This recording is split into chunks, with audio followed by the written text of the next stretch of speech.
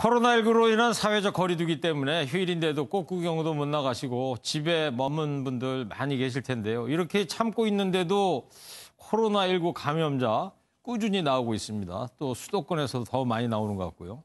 왜 그런지 지금부터 사회부 박호근 기자 뉴스 추적하도록 하겠습니다. 박호근 기자, 어제 이 시간에도 저희가 보도를 해드렸는데 미국의 그 10대 유학생이 귀국을 하면서 해열제를 먹고 들어왔어요. 열이 나는데도. 네네. 그랬다가 이제 부산 집으로 갔다가 확진 판정이 나서 병원에 이제 지난달 입원을 했는데 오늘 이 방역 당국이 처벌 방침을 밝혔다면서요? 네, 우리 방역 당국이 한마디로 발끈했습니다. 네. 이 10대 유학생이 지난달 25일 인천공항을 통해서 입국했는데요. 미국을 떠나기 이틀 전부터 발열 등 증상이 있었지만 며칠에 걸쳐 해열제 20알 정도를 먹고 출국장과 입국장 검역을 다 통과한 겁니다. 그러니까 미국하고 한국 다 통과했다는 얘기죠? 네, 그렇습니다. 그러면서 인천공항에서 부산 집으로 간 다음 날 확진 판정을 받았는데요.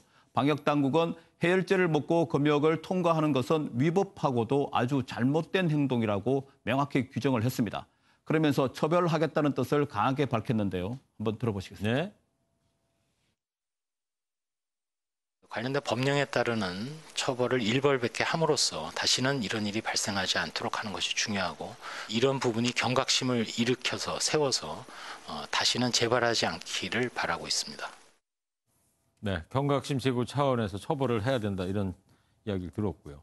그리고 유학생이 아직 이제 10대고 혼자 격리되는 게 겁이 났을 수도 있고요. 부모 입장에서도 아이가 못 들어올까 봐 걱정이 되기도 했을 것 같은데 그럼에도 우리 방역 당국이 이렇게 강하게 처벌 이유를 밝히는 이유는 어디에 있다고 봐야 될까요? 네, 학생이나 부모 입장에서 보면 그럴 수도 있지 않느냐 이렇게 생각할 수도 있는데요. 그런 개인적인 입장을 이해하고 넘어가기에는 너무나 큰 사회적 피해를 야기할 수 있다는 게 문제입니다. 예. 해열제를 먹고 탑승을 하면 기내 승객뿐 아니라 탑승 전후 그리고 국내 도착 후의 접촉자들에게 큰 위험이 된다는 건데요. 네. 방역 당국은 그런 행동이 통제되지 않는 전파로 이어지고 의료기관이나 사회복지시설, 특히 와병 상태로 입원 중인 환자에게 돌이킬 수 없는 막대한 피해를 줄 수 있다고 다시 한번 강조를 했습니다. 예.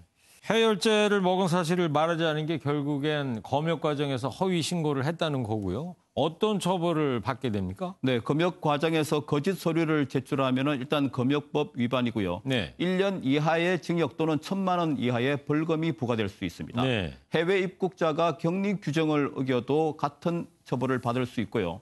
또 외국인은 출입국 관리법에 따라서 강제 추방이나 입국 금지 대상이 될 수도 있습니다. 네. 앞으로도 유학생이나 교민들, 귀국하는 분들 많이 계신 걸로 알고 있는데 이 점을 정확히 좀 알고 입국을 하셨으면 좋을 것 같아요.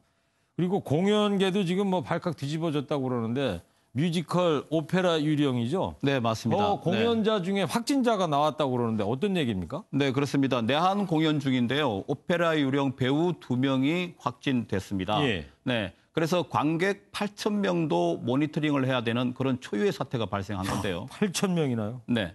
일단 공연은 2주간 중단하기로 했습니다. 네, 방역 당국은 공연장인 서울 한남동의 블루스퀘어를 임시 폐쇄했고요. 숙소인 종로구 서머셋 팰리스 서울 호텔은 15일까지 신규 투숙자를 받지 못하게 했습니다. 근데 말이죠. 다른 공연들은 지난달 26일 사회적 거리두기 하면서 다 취소된 걸로 알고 있는데 저 오페라 유령 뮤지컬은 왜 계속 했던 겁니까? 네, 지난달 26일 사회적 거리두기 실천이 강조된 시점에서 서울시도 그 공연장에도 잠시 멈춤을 요청을 했는데요. 예. 이때 대학로 공연 대부분과 유명 뮤지컬 사운드 오브 뮤직과 그리고 맘마미아, 아이다 등은 공연을 취소를 했습니다. 예. 그런데 오페라의 유령은 월드 투어 공연을 오랫동안 준비를 해왔고요. 이미 표가 많이 팔린 상황에서 중단하기 어려워서 공연을 강행한 것으로 보입니다. 그래요? 네. 근데 코로나19에 감염된 배우, 그 배우는 미리 조사를 안 했나요? 네, 발열 체크 같은 거 안 했어요? 네, 확진자는 발레 댄서로 30대 여성 캐나다인입니다. 네. 지난 3월 12일 날 입국을 해서 14일부터 30일까지 공연을 했는데요. 입국 당시에도 발열 등 기본적인 체크를 했지만 별다른 증상이 없어서 들어왔습니다. 네. 이후에 공연 기간인 19일부터 인후통 등 증세가 나타났고요. 병원을 찾았는데 발열 증상이 없어서 코로나19 검사를 받지 않았습니다. 그러다가 3월 31일 선별진료소를 방문을 해서 검사를 받고 확진 판정을 받았고요. 그러니까 대표적인 증상인 발열이 없어서 의심받지 않아서 확진 판정이 늦어진 그런 사례입니다. 그럼 저 캐나다 배우 말고 다른 확진자는 추가로 나온 사람이 없습니까? 네, 이 배우가 확진된 이후 그 같이 하는 공연자들과 배우들과 스태프 그리고 같은 호텔 투숙객 등 밀접 접촉자 181명을 전수조사를 했는데요. 네. 20대 미국인 배우 1명이 추가 확진됐고 이후 추가 확진자는 아직 나오지 않고 있습니다. 네. 근데 문제는 또 이제 공연 관람한 관객들일 텐데 다들 불안해하시겠네요.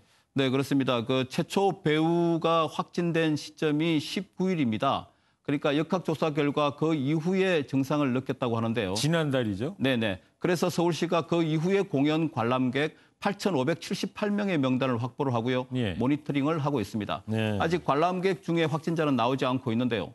배우와 관람객 사이에 2m 이상 규정은 지켰다고 합니다. 예. 그러니까 실제 무대와 맨 앞 일렬 관람객과의 거리는 5m 가까이 벌어져 있다고 하는데요.